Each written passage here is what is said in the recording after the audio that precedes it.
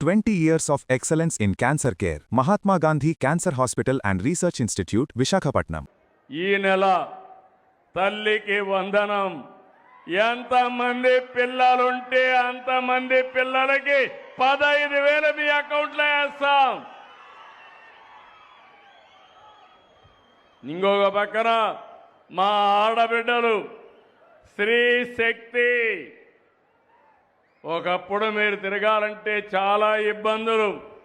ఇప్పుడు ఫ్రీగా ఏ బస్సు అయినా దర్జాగా ఎక్కి ఎక్కడికి పోవాలంటే ఇష్టమైన చోటుకి పోయి వచ్చేట్టుగా మా ఆడబిడ్డలకు వెసులుబాటు కల్పించి అవునా కాదా అని అడుగుతున్నా. ఏమమ్మా ఇంత సేవ చేస్తా ఉంటే గట్టిగా చప్పట్లు కొట్టకపోతే మంచి చేసే వాళ్ళకు హుషారెట్టొస్తుందని అడుగుతున్నా మిమ్మల్ని. మంచిని గుర్తించాలి, గుర్తించడమే కాదు గుర్తుపెట్టుకోవాలి. అప్పుడే ఇంకా మంచి జరుగుతుంది. మా ఆడబిడ్డలకు కష్టం రాకూడదని నేనే దీపం కింద వంట గ్యాస్ సిలిండర్లు ఇచ్చా. ఇప్పుడు 3 సిలిండర్లు ఉచితంగా ఇస్తున్నావా లేదా మీ అందరికీ? ఇది ఈ ప్రభుత్వం యొక్క పట్టుదల. మీకే కాదు ఇంకా చాలా మందికి ఇలాంటి కార్యక్రమాల్ని మనం ఇవ్వడానికి ఎన్నో కార్యక్రమాలు తీసుకున్నాం.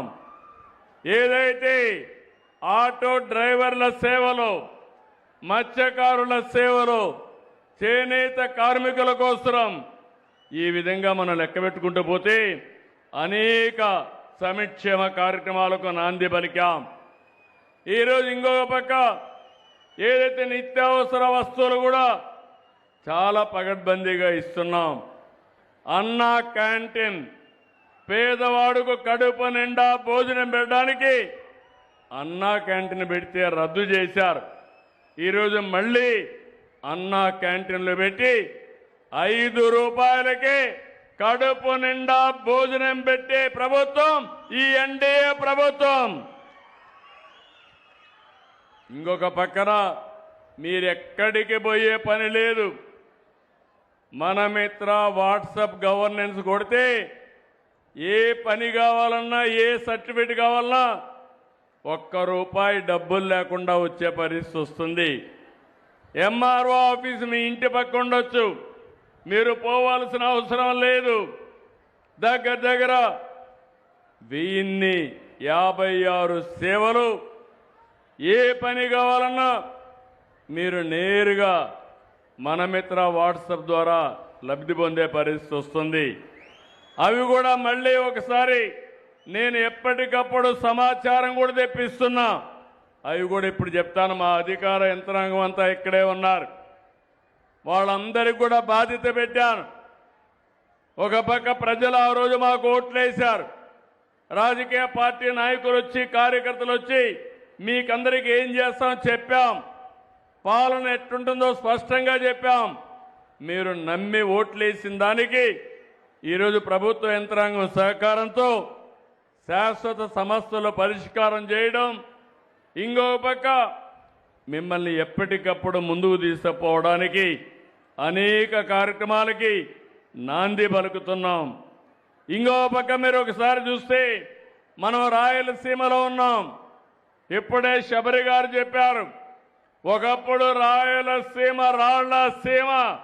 నేను కూడా రాయలసీమ బిడ్డని ఈరోజు చెప్తున్నా మీకు.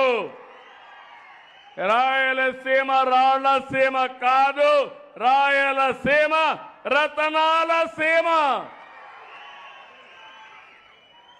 సీమ ఇప్పుడు రైజింగ్ రాయలసీమ. ఇంకో పక్క ఇటీవల కాలంలో మీరు చూస్తే అనేక పరిశ్రమలకు నాంది పలికాం. ఓర్వకల్లో ఇండస్ట్రియల్ టౌన్షిప్ వస్తూ ఉంది, డ్రోన్ మ్యానుఫ్యాక్చర్ వస్తుంది. కడపలో కొప్పర్తిలో ఇంకొక ఇండస్ట్రియల్ టౌన్షిప్ వస్తూ ఉంది. దాన్ని కూడా ఇన్ఫ్రాస్ట్రక్చర్ అభివృద్ధి చేస్తున్నాం. మొన్ననే మీరు చూస్తే ఆమ్కా, ఇది 5th జనరేషన్ ఫైటర్ జెట్. ఇది మ్యానుఫ్యాక్చరింగ్ మన పుట్టపర్తిలో వస్తుందంటే, మన రాయలసీమలో వస్తుందంటే అది రాయలసీమ సత్తా. ఇంకొక పక్కన మొన్ననే కర్నూలు జిల్లా జొన్నగిరి మొన్నటి వరకు, ఇప్పుడు స్వర్ణగిరి. ఇప్పుడిది కాదు, అశోకుడి కాలంలో స్వర్ణగిరిగా 4వ రాజధాని. మొన్నటి వరకు జొన్నగిరి, ఈరోజు మళ్ళీ ఆ ఊరి పేరు స్వర్ణగిరి అని చెప్పి మీ అందరికీ తెలియజేస్తున్నా. ఈ స్వర్ణగిరితోనే స్వర్ణాంధ్రప్రదేశ్ ప్రారంభం. నేనందుకే స్వర్ణాంధ్ర 2047కు పెట్టాను. ప్రధానమంత్రి నరేంద్ర మోడీ గారు వికసిత్ భారత్ పెట్టారు. అందులో అనుసంధానం చేసుకోవడానికి స్వర్ణాంధ్రప్రదేశ్ మనం పెట్టుకున్నాం. మొన్ననే శ్రీ సిటీకి వెళ్ళాను. అక్కడ హీరో మోటార్స్ ప్రపంచం కేంద్రంగా స్పేర్ పార్ట్స్ అన్ని తయారు చేసి గ్లోబల్ హబ్గా చేసే పరిస్థితికి వచ్చారు. మొన్నే కడప జమ్మలమడుగు నియోజకవర్గం స్టీల్ ప్లాంట్, రాయలసీమ స్టీల్ ప్లాంట్కి ఫౌండేషన్ వేసాం. 28లో ప్రారంభిస్తున్నాం. ఇంకొక పక్క మొన్నే నేను కుప్పానికి వెళ్ళాను. అడిడాస్ అని ఒక ప్రాజెక్ట్ వచ్చింది. మీరు గుర్తుపెట్టుకోవాలి, మీరు లేటెస్ట్ టెక్నాలజీస్ అన్ని ఈ కరూర్ సీమకే వస్తున్నాయి. ఈరోజు స్పేస్ టెక్నాలజీ తిరుపతి దగ్గర స్పేస్ సిటీ వస్తుంది. శాటిలైట్స్ అన్ని అక్కడి నుంచే లాంచ్ చేస్తాం. కరూర్ జిల్లా హిందూపూర్లో ఏరోస్పేస్ కానీ డిఫెన్స్ కానీ వస్తుంది. కర్నూలులో డ్రోన్ సిటీ వస్తుంది. ఎలక్ట్రానిక్స్ మ్యానుఫ్యాక్చరింగ్ కొప్పర్తిలో తిరుపతిలో వస్తూ ఉంది. కియా మోటార్ వచ్చింది, హీరో మోటార్ వచ్చింది. రేపో ఎల్లుండో ఇక్కడనే రాయల్ ఎన్ఫీల్డ్. ఒకప్పుడు మనందరం బుల్లెట్ తోలేవాళ్ళం. యువతకు చెప్తున్నా, అలాంటి ఎన్ఫీల్డ్ తయారయ్యే కేంద్రం ఈ రాయలసీమ. ఇదే కాకుండా గ్రీన్ ఎనర్జీ.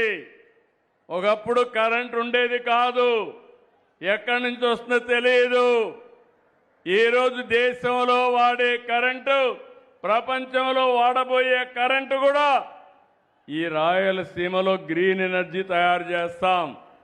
సోలార్, గాలి ద్వారా కరెంటు తయారు చేయడం, పంపుడు స్టోరేజీ, బ్యాటరీ పెట్టి మనం ముందుకు పోయే పరిస్థితికి వచ్చాం.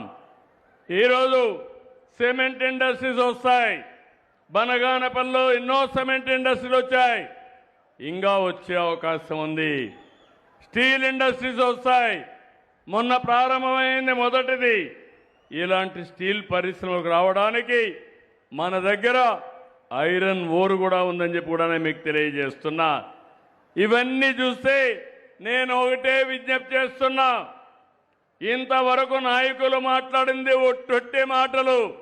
ఇప్పుడు నేను చెప్పేది ఫలితాలు వచ్చే మార్గాలు చూపిస్తున్నా, అమలు చేస్తా. రాయలసీమని రతనాల సీమగా తయారు చేస్తాం.